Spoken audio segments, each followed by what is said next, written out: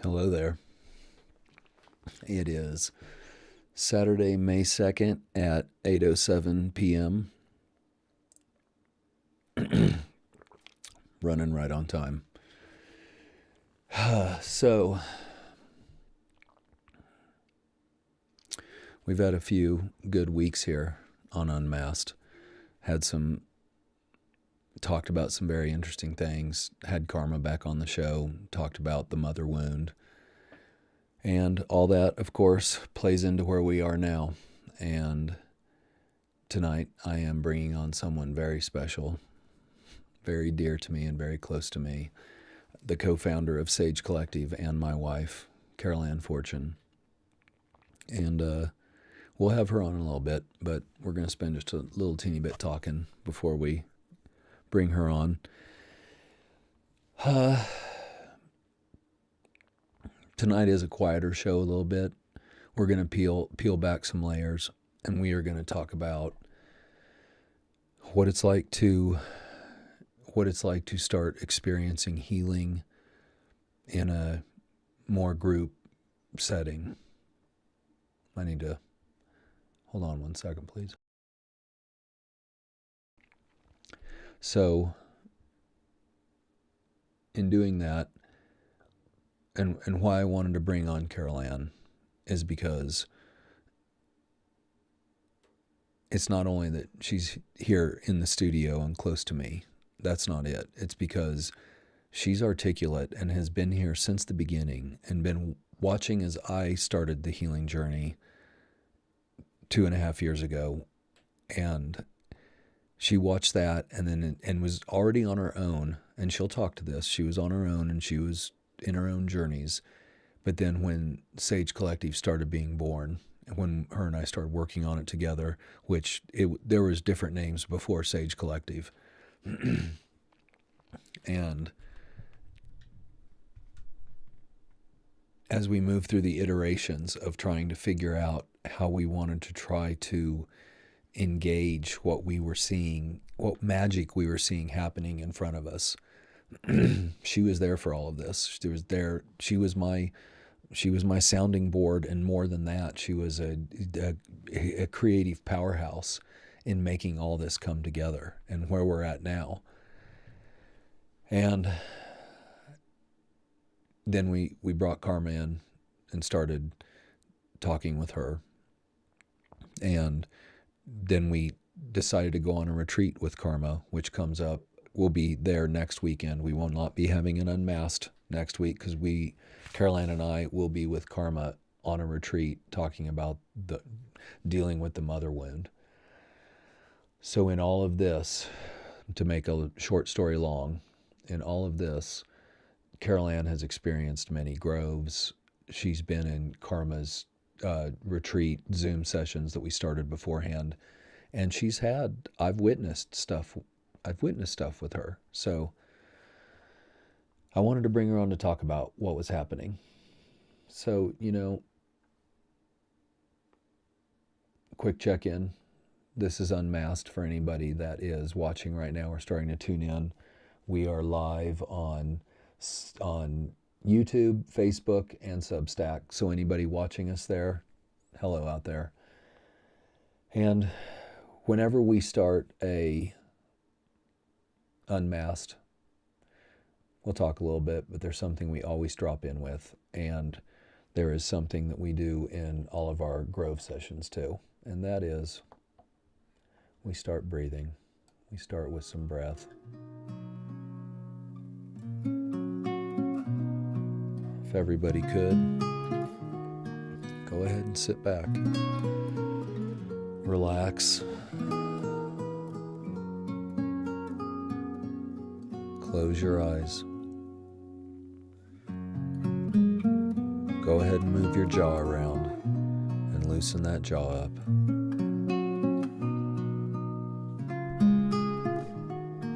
Now let's start. Take a deep, long breath in through your nose, all the way to the top. And now exhale slowly through your mouth, as if you were blowing out a straw.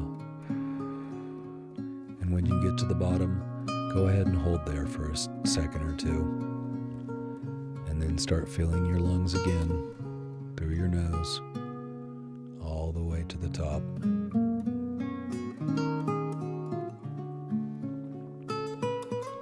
When you get to the top, hold for just a second, and then release slowly, slowly, all the way to the bottom.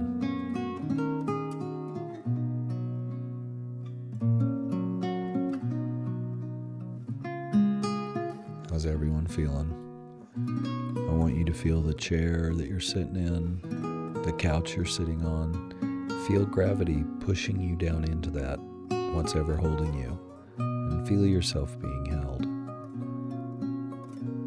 Feel the calmness of the space that you're in. Know that you're safe here with me. Let's take one more breath together, all the way to the top. At the top, hold for just a second, and then release everything back down.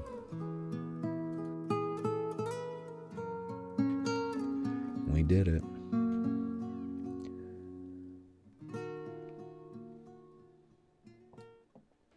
I hope you're all feeling as good as I am.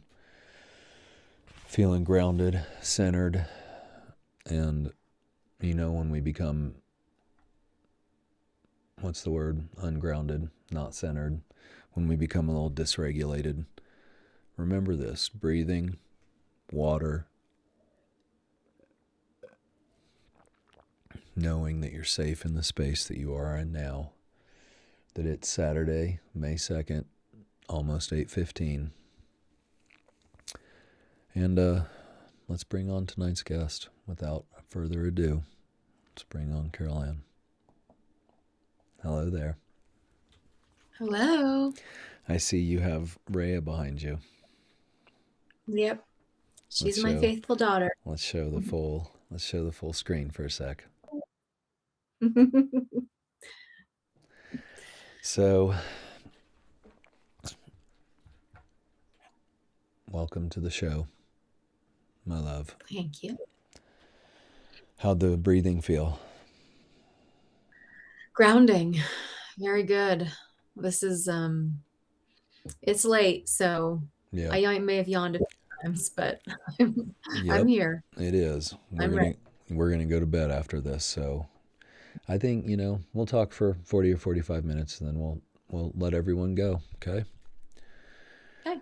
I want to start off, if you don't mind, with an excerpt to get us going, and then we'll talk a little bit about it, and we'll kick back. But here, let's do this first.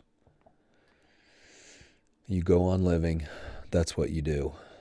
You sit with it longer than you think you can. You wake up, and it's there. You go to sleep, and it's there. And it doesn't ask anything from you. It just waits. After a while, you notice something. You're still here. Not better, not fixed, just here. And that's the beginning of it. And my boy Hemingway wrote that, and we know that he had issues that he really only dealt with through his writing. But I wouldn't really want to have this conversation with anyone else to start this out, because I trust you, and I feel that if somebody wants to know what we're getting ready to talk about, which is groves and your healing process and how this has been, I feel like you are a relatable and a person that people can connect with. So even though you are my wife and the co-founder of Sage, I still wouldn't want to bring anyone on but you to talk about this. So I'm really glad you're here. And what made you say yes to, how do I say this? What made you say yes to not only building Sage with me, but then entering into the groves and starting this work that we've now been on together? What made me say yes was the witness of your journey and what I saw happening in your life and the profound changes you were going through and the healing and just how many tools you were coming away with and language and a sense of belonging and a sense of hope. And I've been reading a lot of books on healing and going to therapy since my 20s. I've been doing a lot of top down work, as we call it, trying to perfect this thing with my brain.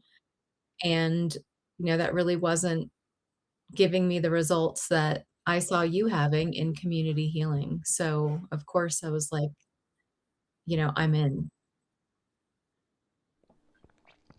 Yep. So, when what did you expect after we got this built, opened up our groves to our I guess beta, whatever we are, this group that we've been in our groves for a while? What did you expect when you first walked in compared to what happened when you were there?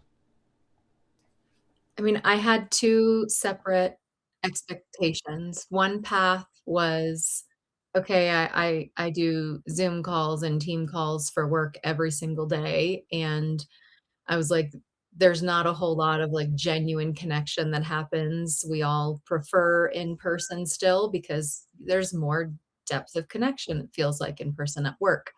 And then the other path was I had witnessed what you had gone through, and I was like, "Maybe there's something I'm just not understanding about this." So it was curiosity, it was just kind of a blank slate of letting something be that I really had no other idea what to expect than your experience and then work experience, which did not prepare me. Uh, um, was there any resistance that you felt in the beginning coming into a grove with a group of people you didn't know?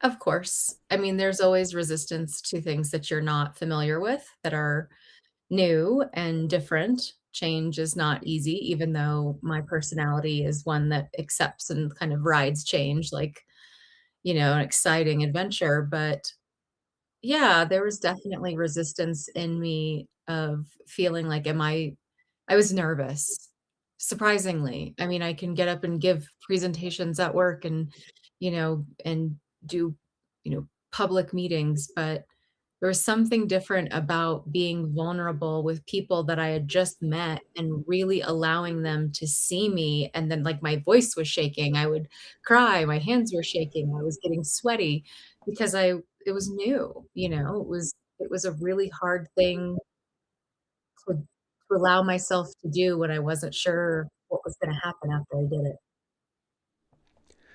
Did you feel did you feel, and please be honest, did you feel when you first came in that the container was safe? Did you feel okay to talk with all of us in there, even with me being there?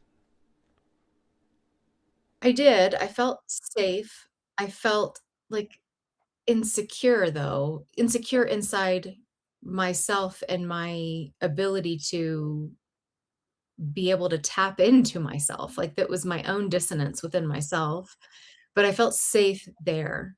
I felt like this is a space where because everyone else was doing it, right? It wasn't just me and I was leading the charge and then hoping everyone was falling in line. I entered into this space where everyone was committed to be there and to do this work, and that kind of creates a safety in and of itself because everyone that's there is there for that purpose. No one's surprised when you start sharing, no one's surprised when you start crying. There's so much compassion, so much understanding because that's what everyone's there for.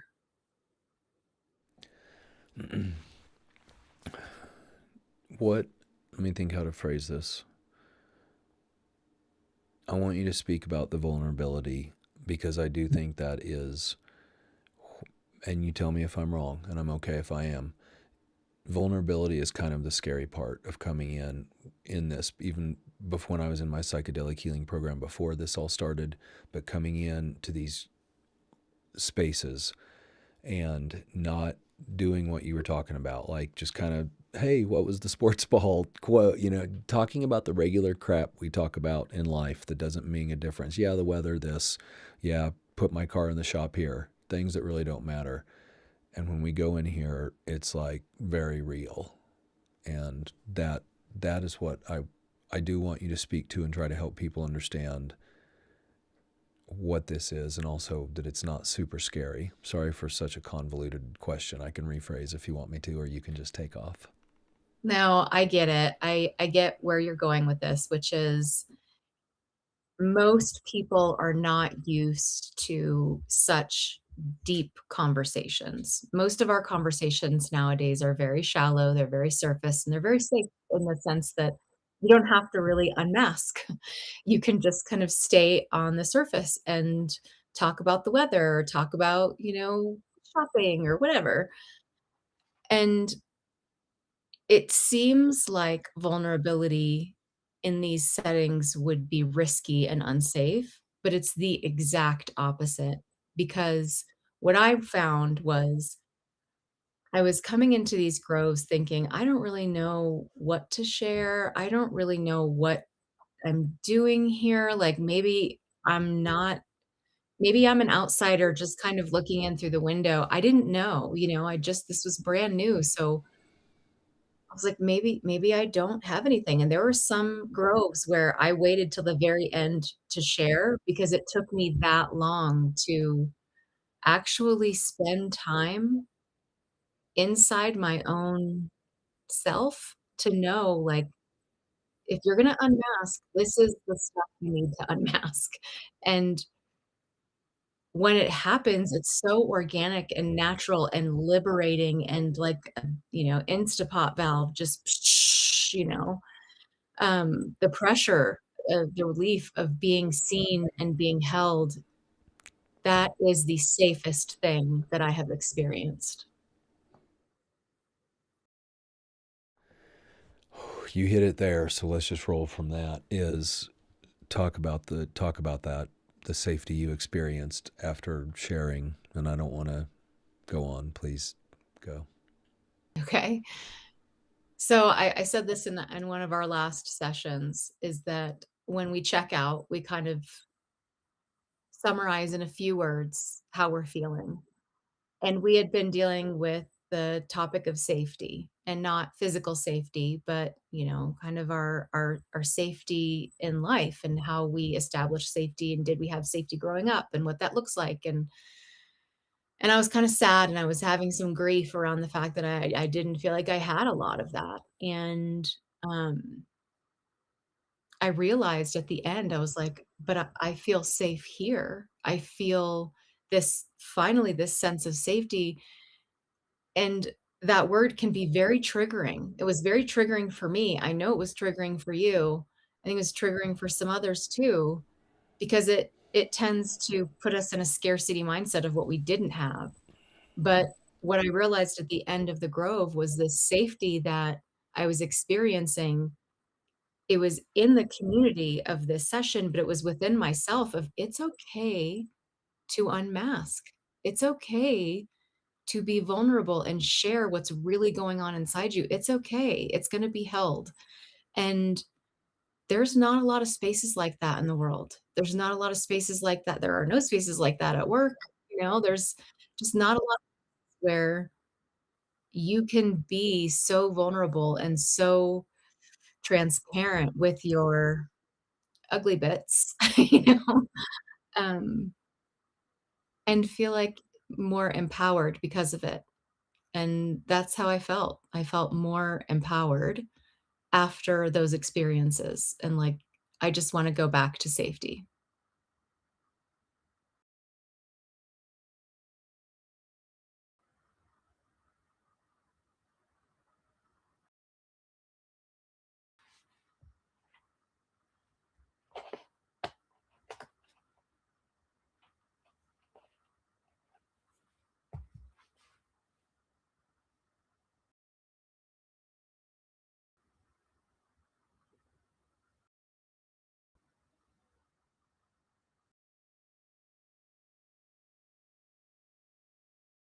I can hear you now.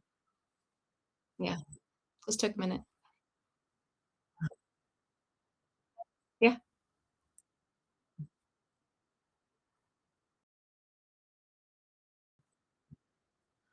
Mhm.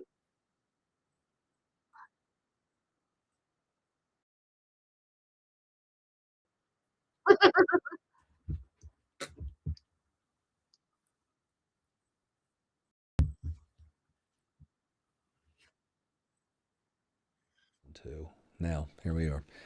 Sorry, everyone, for that little technical glitch we just had that we just experienced. And I didn't even have it split screen where they could hear my voice, so they could only hear you for that second. Oh, We are back, and, this is part of what I talk about why I do things live. Mistakes are good. It's okay. It's all right to have mistakes. And we're back. We caught everything Carol Ann said and didn't. At the end, we just kind of lost the transmission between Carol Ann and I. Everything's restored. Um, let's go ahead and continue now. How should we do this? Let's start.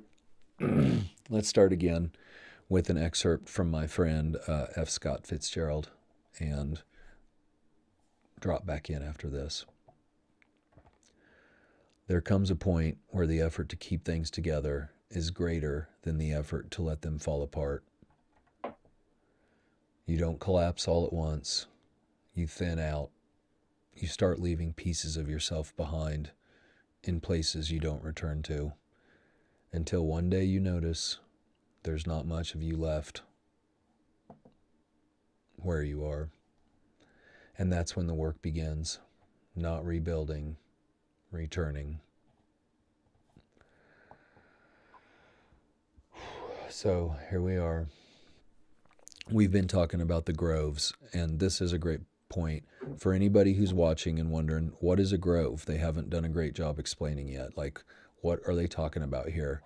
I would like you, Caroline, if you don't mind, would you explain what the grove is, and even a little bit about where that grove takes place, and how these people, you know, find their way into a grove, if you don't mind. And if you want me to help out, I can too. But please, have a whack. so yes, so while we're in the testing phase that we're in right now, we're sending out emails to everyone that's on our mailing list, and we invite them to come to these free groves, as we're testing out all of the technology that you are building inside of our Discord server. And so once you become a member of the Discord server, you have access to everything that's been built within there so far, but you only have access to the groves when you sign up. So when you respond to the email and fill out the form and say, yes, I am able to attend this grove. They are limited to 8 seats. So the first 8 people that sign up are the ones that get in, and then everyone else goes on a wait list for the next grove that we're offering. Um, and what was the rest of the question? I'm going to help out too. You, Oh, right now, like she said, we're in beta. Soon we'll be out of that, and you'll be able to go to sagecollective.care, buy a token, and that gets you access into our Discord server. Sorry, I have a little throat thing tonight. That gets you access into our Discord server. And inside that server, you might have been in Discord before, or you might have had something you think about Discord. Please drop all your preconceived notions for a little bit and just come into the server and see how it feels. And inside that server, like Carolyn said, you sign up for a grove. And when you come into that grove and you see where it's at, and it's very easy to navigate. Inside that grove is like, I say it's 4:30 on a Wednesday afternoon. You come in at 4:30, that's where your grove is, and you move into that grove and sit down, and you'll have a facilitator in there like Karma, and you'll be, like she said, it's a cap of 8 people. There'll be 6 or 7 people in there, and the facilitator kind of starts with a share and a breathing exercise like I did, and then you all start sharing, and there's reflections at the end of the shares, and it's a very powerful deal. And why it's not just me talking about this tonight, I wanted to bring in somebody who was new and came in and is seeing how this works with their fresh eyes, and that was Carol Ann. So after that little internet snafu and then dropping back in and talking about it, um, what actually happens in a grove that people might not expect. I think that for me, I was the most surprised by how similar my experiences are to other people that I have no, like, connection to. I have no knowledge of their background, of what's made them who they are. And I will share something about what I'm experiencing, and heads will start nodding, and then during the reflection, people will chime in and say, "Yeah, this is how this shows up for me, and this is, kinda how I move through it," or they'll kind of just celebrate the awareness that I'm gaining because I'm still sort of the baby and I'm shocked by it, and the way that my shares are celebrated and supported and the mirror that everyone is because someone else will and during their share, I will be like, "Oh, yeah, that I didn't even think to articulate that, but thank you for being so honest and saying that because that is exactly how I feel." And, a perfect example of that is just that word, safety, and how triggering, one person can share and say, "Yeah, I'm really triggered by that." And I was like, "Oh my gosh, yes, that's what's happening. That's why my body is reacting this way. I'm triggered by that word." And, that's very I don't know what word to use. That's so it's so freeing to see yourself mirrored in someone else's experience and know that, wow, this thing really, this is a lot bigger than me and I'm not alone in it. So you're in the group and you're seeing yourself in other people. What did it feel like to be seen but not be fixed?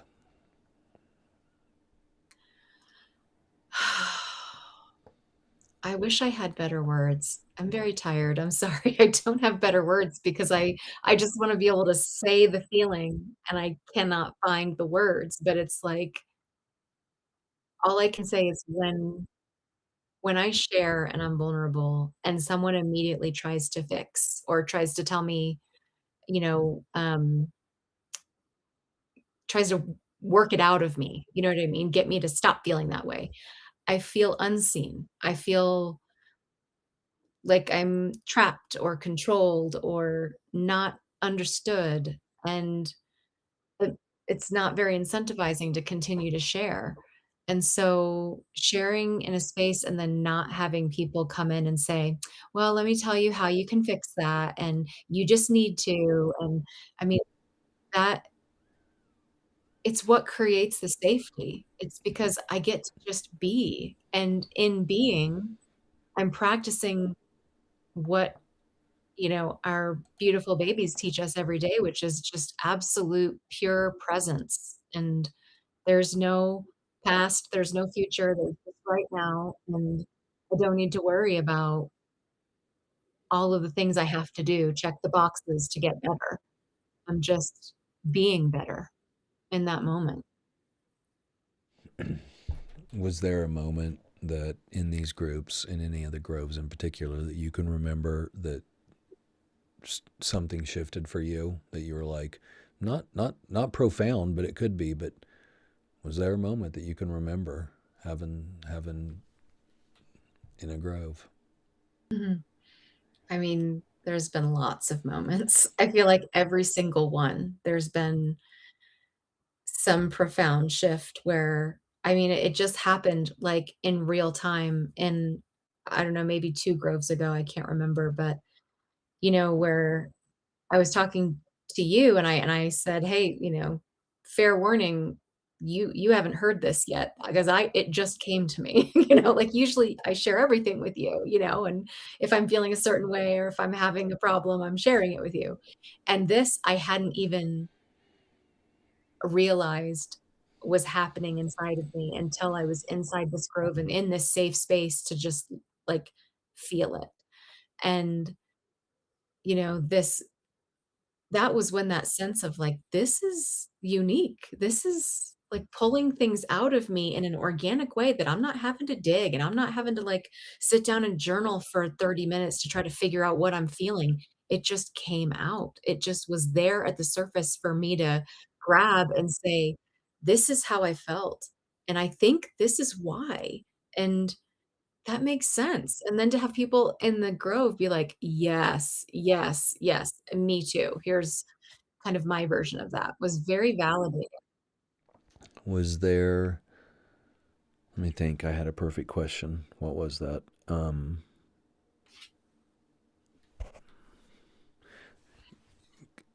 When we say words like safe container, some people might not get what that is. And can you describe what we mean by safe container inside that grove, and maybe try to maybe talk about what it feels like? I don't, so because this is something new for a lot of people, and I'd like them to try to get their hands around it so they can have a language and understanding for what is happening here.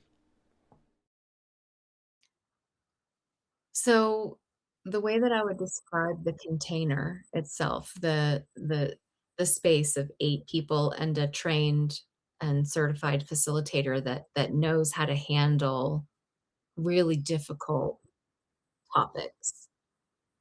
Um, it's it's like I don't know, it's almost like being in water where you're somehow like, in the womb, we are in the water and we're breathing and we're getting fed and we're safe. And it's kind of like that womb feeling of just I'm surrounded by comfort and warmth and openness and fluid conversations. I really don't know how to articulate it yet to be able to say to people like this you can have a conversation with a friend and you can say the really ugly stuff. And if that friend doesn't know how to hold space or they've had a day and they just can't, it's not a safe space because they can start giving you advice or they can start judging you or they can kind of cut you off and just start talking about themselves. This is the opposite of that. It's like there are systems and structures in place that make this so clean to walk through. Like, you're not having to worry about exterior forces coming in and layering on judgment or layering on shame. Like, all of those things are immediately addressed if they're heard, like, in your own share, you know what I mean? It's call it out for what it is and let it be. And there's nothing more safe than being able to let things just be what they are without all of the things we tell ourselves about what it means.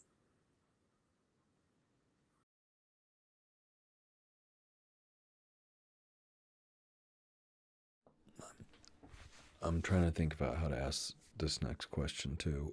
Uh, when I want to talk about a little bit more and dig in. I'm back on topic now. The safe space. We in the beginning we put out the agreements. The facilitator kind of sets that space up too. And when you speak, that this is kind of some mechanics, but I'm trying to get people to understand the structures of this safe container that they're set up. So please talk about the agreements for just a sec, and then we'll get back into it. Well, I don't have the agreements memorized, but they are at the beginning of every grove. The facilitator posts them in the chat for everyone to read, and we'll just kind of high level summarize them for everyone and make sure everyone's in agreement that we're not going to that we'll give trigger warnings if we feel compelled to share something that's very intense, that we are not going to interrupt people, that we're going to be on camera so that we can be, visible and transparent so that we can build that trust and that sense of connection and belonging, that we're not going to shame people, judge, that we're not going to give advice, that we're not going to be sitting here, doing something else like I'm sending emails and I'm eating dinner. We respect the container. We're there to be there and to be present and not to be distracted by, life. It's kind of like, even though it's virtual, it's you took the time to show up in this room, pull up a chair, and sit down and listen to everybody. You put your phone away. and you be present with everybody in the room. And even though it's virtually and you're coming through a Discord server to reach this space, it's still a sacred space, and Mhm. we work hard to make it that. Yeah. So, um,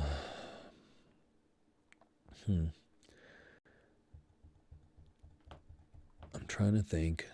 I'm trying to think of any ways that I can to try to move around and help people understand. Is there anything you would like to ask me or something that I have not asked you as we Yeah. kind of describe this, please? Yep. I was just curious because you do have such a long history. You've been doing this for a couple years now and in different settings with different groups, right? Like they're just kind of the same but different. So I'm curious for you, what is the difference that you've experienced in the groves that we're building versus what you've been experiencing in the other Mm, modalities you've been a part of? yep. And we could go all the way back to when my parents first put me in treatment. I'm 14 years old, and you have to go to Alcoholics Anonymous meetings, and that's the first place I didn't know what was going on. I'm 14, but I'm watching these people talk, and I'm not even quite understanding. And now I know. I mean, I was intrigued by what was happening in the room, even though I'm a child and don't have any depth to me. But from that, you know, being in inpatient treatments, the different things that I went through, like you said, all the way to my psychedelic healing program that had kind of spaces like this. It is late at night. Put me back on track real quick after that. Um, I'm just curious, what is the difference between what we're doing at Yes. Sage and what you've experienced at other places? All right, good. Um, that is a great question. The first thing that comes to mind is not only are these spaces that are created, that there are places around the world and in different places you'll go where that you can walk in and share with a group of strangers based upon a set of rules to create that safe container, and you walk out and you feel better, you've gotten stuff off your chest. But the thing that I always noticed is when you left that AA room, when you closed off that Zoom session or whatever, it's over. Oops, AI camera turned on. It turned When you get out of that session, it it you don't have anywhere to go. You're immediately just back, and it's not that your life was bad or anything, but you're kind of sucked right back in out of that safe container you operated in for an hour and a half with people, and you're feeling real good, and all of a sudden you're kind of back in reality, and that's good too. But here inside of Sage Collective, when that's over, you can pop over to a chat room with other people that you were just in session with or that you've seen in other people in groves, but you have Sage server is still a safe space. So when you leave your grove that really kind of opens you up and you're feeling emotional and good and learning, you don't just go back onto a toxic social media website or somewhere else. You can stay inside the Sage server on the Discord server, and there's play a game of cards or watch a TV show with somebody, but you're inside of a place where you're understood and you're there. And that's huge.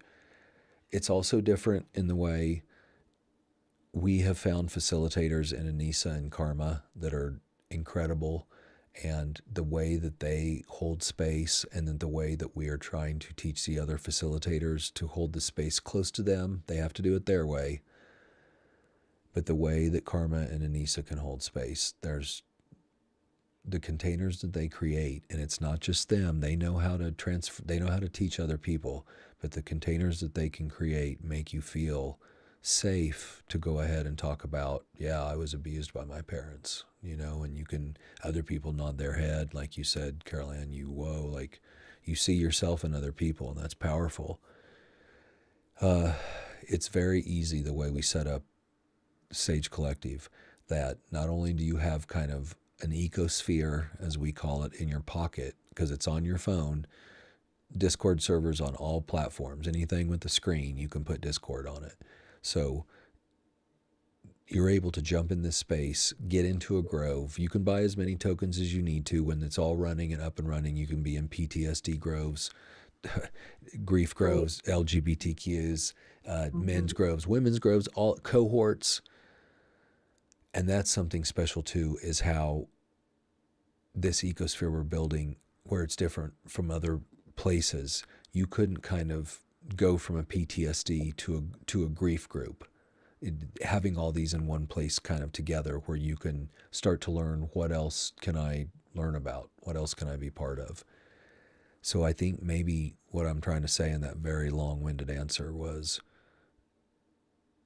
the connectivity in the nerd way of internets and all that stuff, but the connection between people is greater here, not only in the groves, but even after the grove, there's places for you.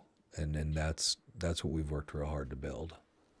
I'd So like to talk about the connectivity for a minute. So I know what my experience is, and I would like to hear your experience about, because you and I are very different in that I go to work every day. I connect with, dozens of people every single day. I, can be in these social situations, and it's not, a burden to me, but you're very different. And I'd like you to speak to that aspect of your existence, of like the isolation and being alone and not really being safe around people, and yet how the relationships that are formed inside of these groves creates, at least for me in my experience, this connection with someone that I'm like, "This feels like my best friend," even though, I'm like, "I've barely known you. I don't have a history with you, but you get me on a level that maybe even my best friend doesn't get mm. me."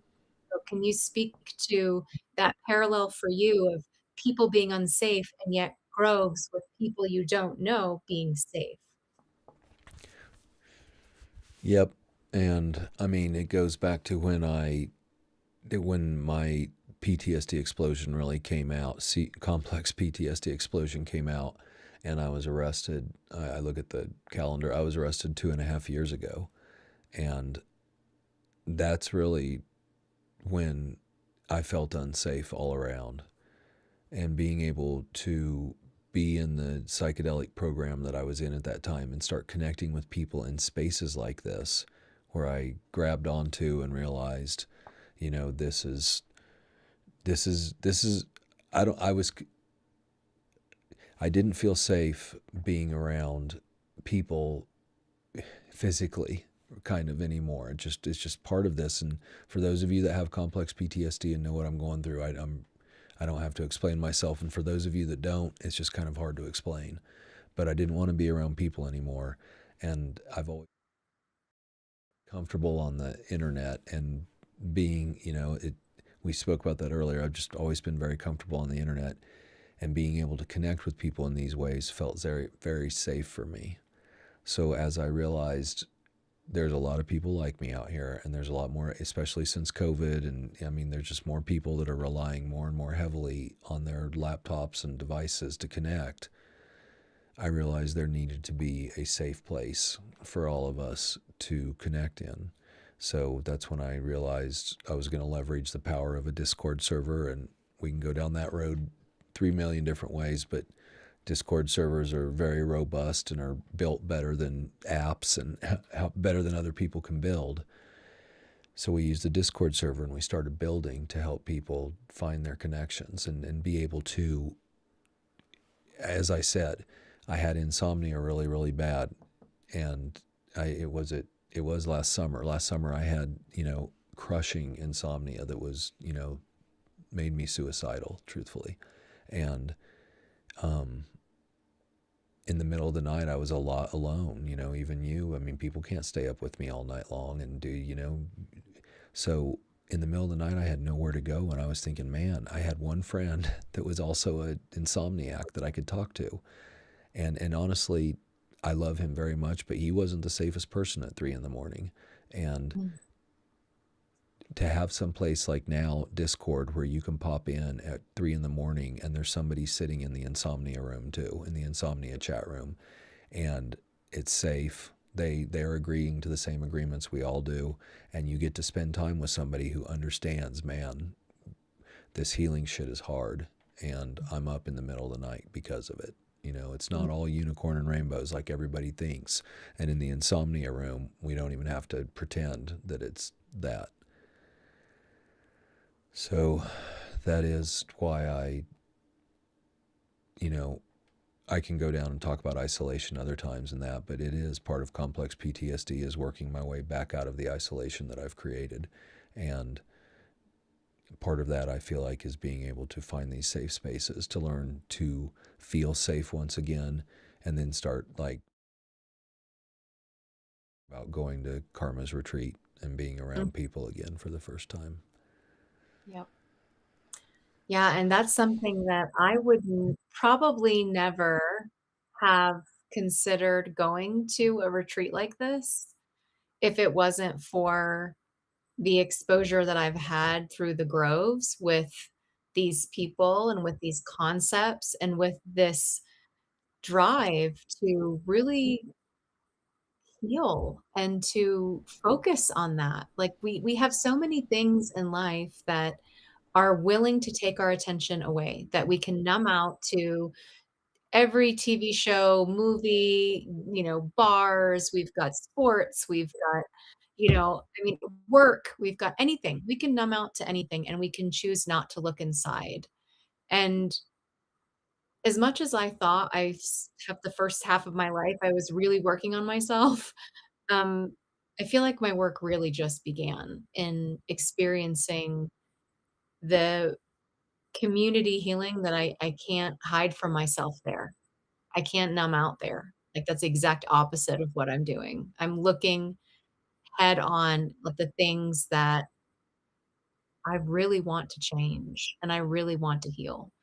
And going to this retreat, this cohort that we've got coming up it's scary even for me because I'm like, I've never done anything like this. I don't know what to expect, but there's already an element of safety because we've been connecting with the people. We've been having, these grove sessions with the participants. And so there's this sense of knowing and being seen and understood. And that makes it a safe space.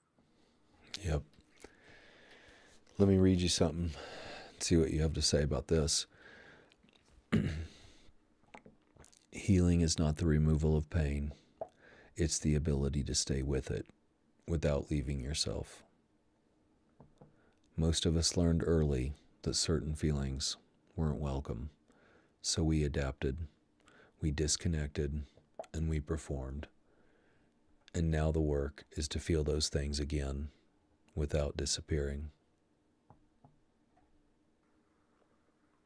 Absolutely. That's something that is applicable to every aspect of my life. And now at work and now at home, I'm spending more time observing my feelings and not being imprisoned by them. Where, I mean, I can remember just 6 months ago, something would happen and I would feel like I just felt like I wanna get out of my skin, like I need to call someone and I need to, like, get validated right now. I need my feelings to be validated.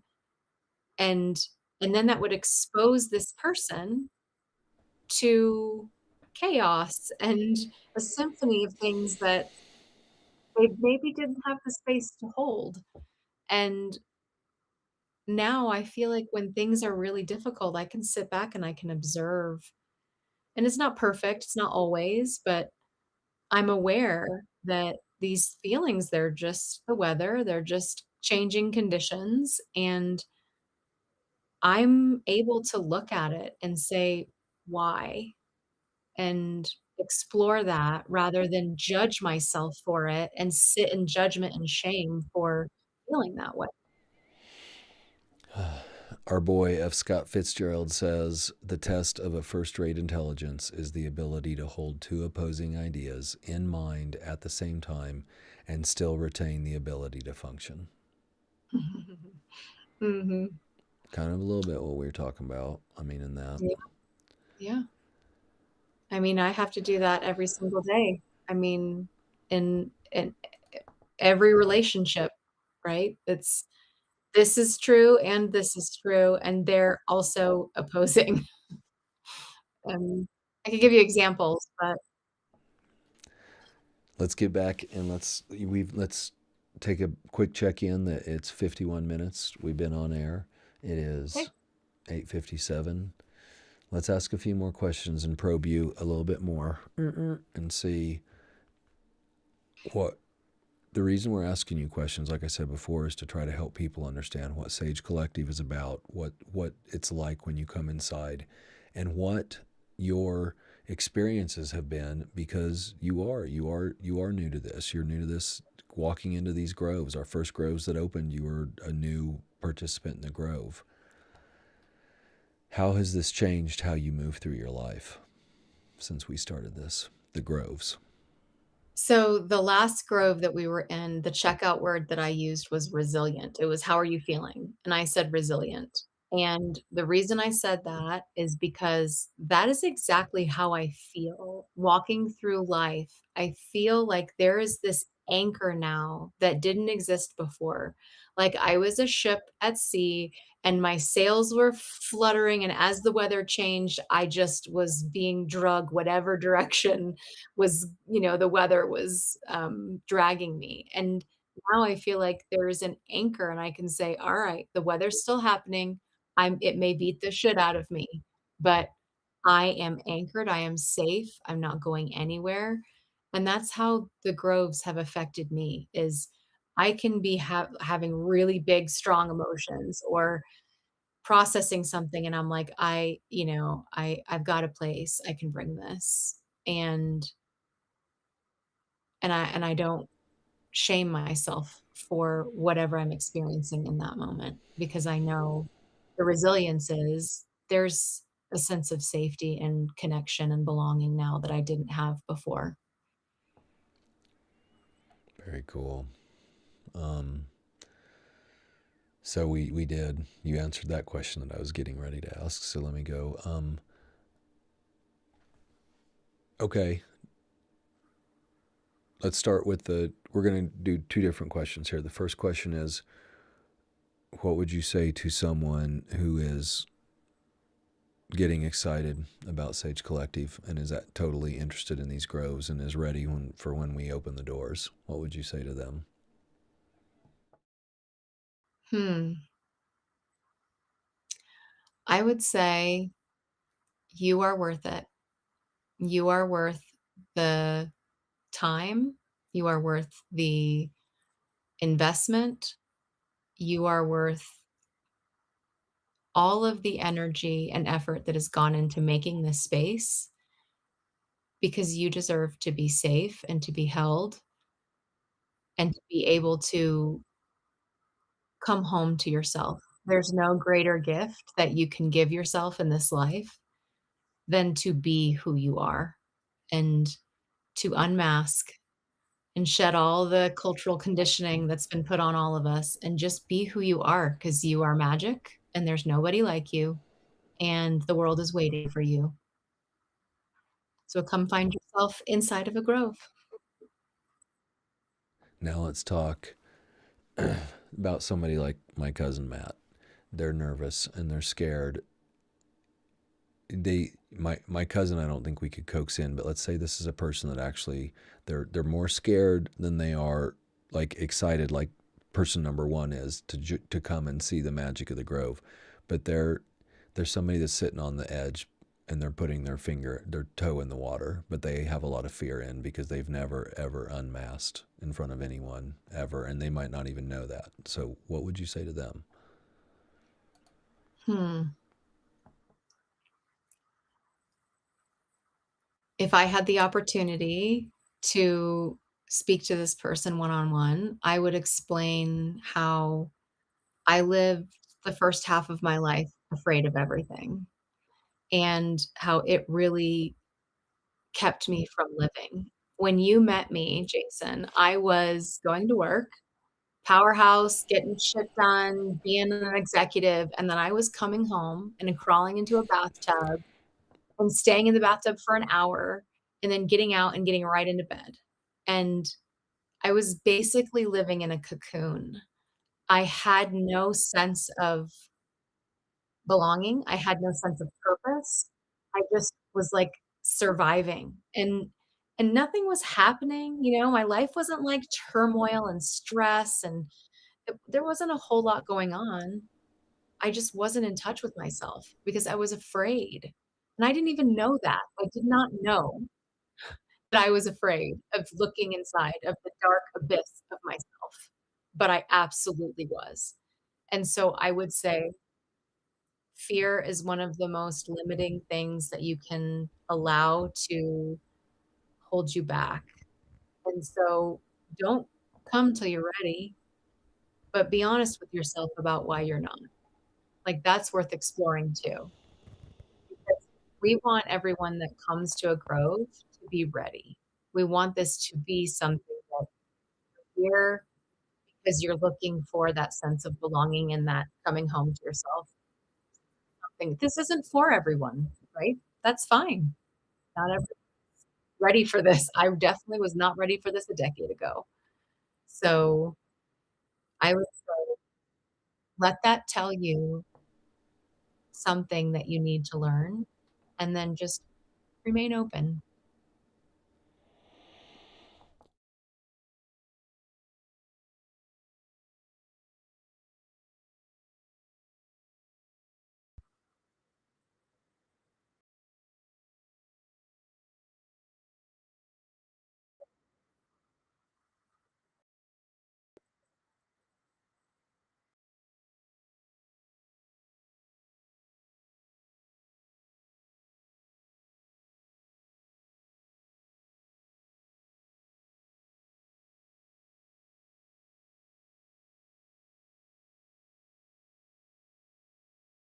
Yeah. Yes, I'd love to. Sorry, I was off screen. You heard my disembodied voice talking to you right then. Now I'm back. Well, and we've got Anissa's Grove starting We when we do. open our doors and we're live and all of the structures are built and the electricity's working and we get to have our housewarming party. Anissa's gonna start offering groves too, and I'm really excited about that because I haven't got to sit in a grove with Anissa yet. Yes. So it's and it's a different experience, right? Every facilitator is going to bring a little bit different kind of juice, and so you just got to figure out like what's the flavor that you love, and then you know stick with that. Yep. So let's see. I think we're going to go ahead and say goodnight to you, Carol Okay. Ann. Thank you for coming on the show. We will have you back on very shortly, like we talked about. And I will see Thanks for you. having me. I will see you when you come down. Okay. Bye bye. Bye. Okay. So we're it's late at night, so you can tell as we kind of talk through, we got a teeny bit tired as we were moving through everything, but still you could feel the excitement about where we are with all of this and how close we are so close. I've been saying this since January. We're very close to opening the doors with Sage Collective. That's because you just kind of never know when you're starting to build something. Like all of a sudden you realize, I don't know, this is really cool. And now we need to add that too. And as we were moving through things, this is nobody has done this before. You can't find a place, a setup like what we're doing. So because of this, we're building brand new. So that long-winded answer was to say, I wanted to get Sage open in January, and it's just taken longer. But man, I mean, we are making sure it's good. So when we open up, you guys will find a place to come in and find yourself, like Caroline was talking about, and groves where you meet strangers that are more like your siblings than your siblings are, or your best friends. Let's see, what do we have left here before we close out for tonight and let this go. Um, it seems like we really moved through a lot,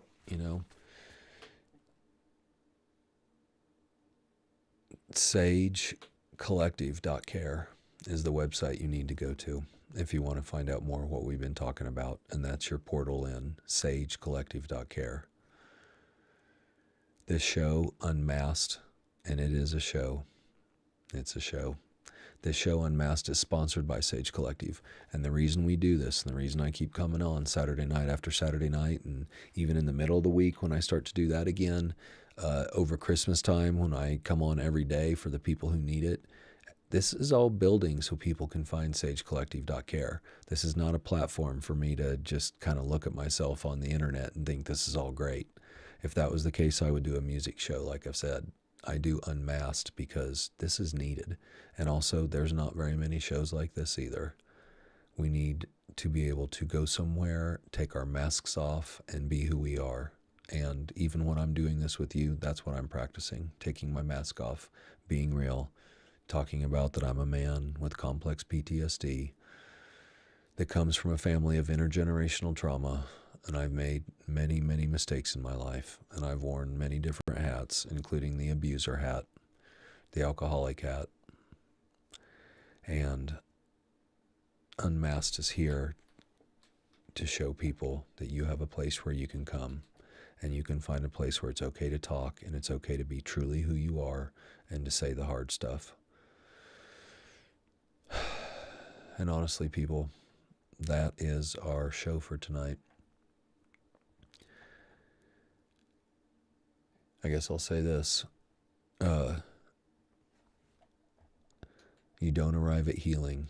You practice it in small ways, in quiet moments, in choosing not to leave when everything in you says go.